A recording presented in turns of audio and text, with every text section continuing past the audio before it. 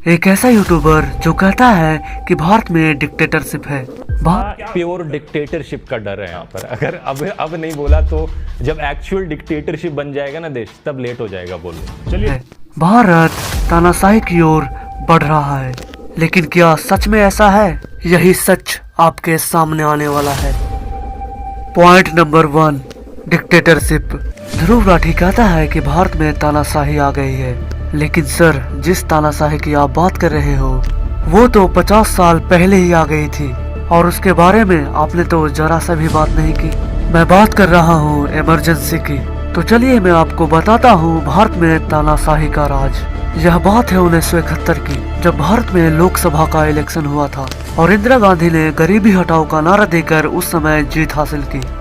हम भारतीय नागरिक हैं और हम में से किसी को कभी न वो काम करना है। और उसी समय भारत और पाकिस्तान का युद्ध हुआ और भारत ने पाकिस्तान को हराकर बांग्लादेश को जीत दिलाई। लेकिन इसके बाद भारत की आर्थिक स्थिति बिगड़ने लगी। बेरोजगारी, महंगाई और भ्रष्टाचार बढ़ने लगा, और इसी महंगाई और भ्रष्टाचार को रोकने के लिए एक आंदोलन का शुरुआत हुआ, और यह आंदोलन था छात्र आंदोलन। यह आंदोलन बिहार के पटना के गांधी मैदान से शुरुआत हुआ। छात्रों ने जयप्रकाश नारायण को अपना नेता बनाया।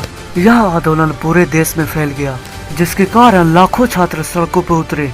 पुलिस और सरकारी कर्मचारी भी कुछ नहीं कर पा रहे थे, और यह आंदोलन उस समय के सरकार के विचारधारा के बिल्कुल खिलाफ था। इंदिरा गांधी को लगा कि यह छात्र आंदोलन उनकी सरकार को गिरा देगा, और उसी समय 1971 के चुनाव पर अपोजिशन लीडर राजनारायण ने यह आरोप लगाया कि राजबरेली वाली सीट को जीतने के लिए इंदिरा गांधी ने सरकारी कर्मचारियों का गलत इस्तेमाल किया है।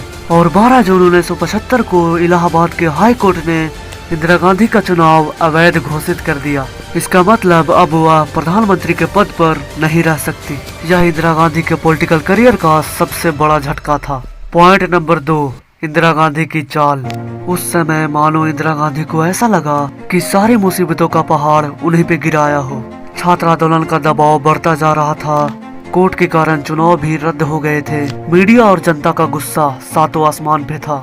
और इसके बाद इंदिरा गांधी ने क्या किया, इसे देखकर ध्रुव राठी को सोचना चाहिए कि डिक्टेटरशिप किसे कहते हैं। इंदिरा गांधी तुरंत उस समय के राष्ट्रपति फखरुद्दीन अली अहमद के पास जाती है और इमरजेंसी घोषित करने के लिए दबाव डालती है, और 25 जून 1975 को इमरजेंसी लागू कर दिया जाता है। इमरजेंसी लागू होते ही जयप्रकाश नारायण, अटल बिहारी वाजपेयी, लाल कृष्ण आडवाणी, मोरारजी देसाई और सभी विपक्षी नेता को जेल में डाल दिया गया। छात्र आंदोलन को पूरी तरह से कुचल दिया गया।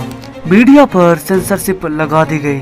इंदिरा गांधी और उनके बेटे संजय गांधी ने पूरे सरकार पर अपना नियंत्रण जमा लिया, और इसका नतीजा यह निकला कि 21 महीने तक इमरजेंसी चला। यह भारतीय लोकतंत्र का सबसे काला अध्याय माना जाता है। और इसके बाद 1977 में चुनाव हुआ और इंदिरा गांधी हार गई। पॉइंट नंबर 3, राहुल गांधी का बयान। यह बात है 2024 की, जब राहुल गांधी ने पूरे भारत में बुजुर्ग महिलाओं को साल में 1 लाख रुपए देने का वादा किया।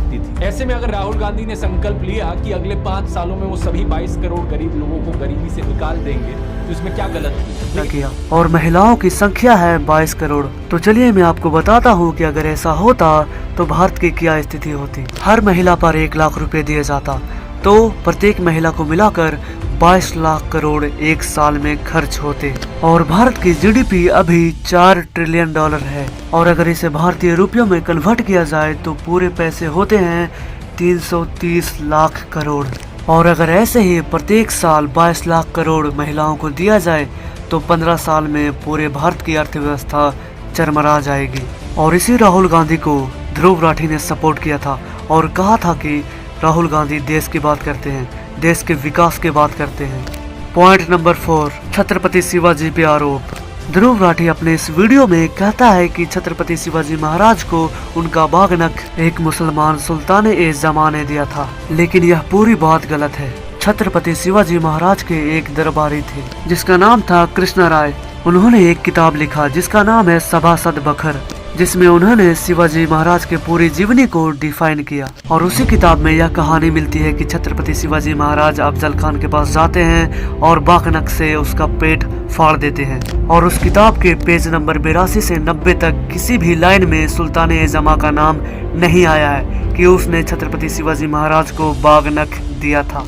तो ये थे मेरे कुछ पॉइंट्स जिसे मैं आपको बताना चाहता था और समझाना चाहता था कि आप किसी पे अंधा विश्वास मत करो, ब्लाइंड ट्रस्ट नहीं करना चाहिए। अगर आपको यह वीडियो जरा सा भी अच्छी लगी हो तो लाइक शेयर कमेंट जरूर करें।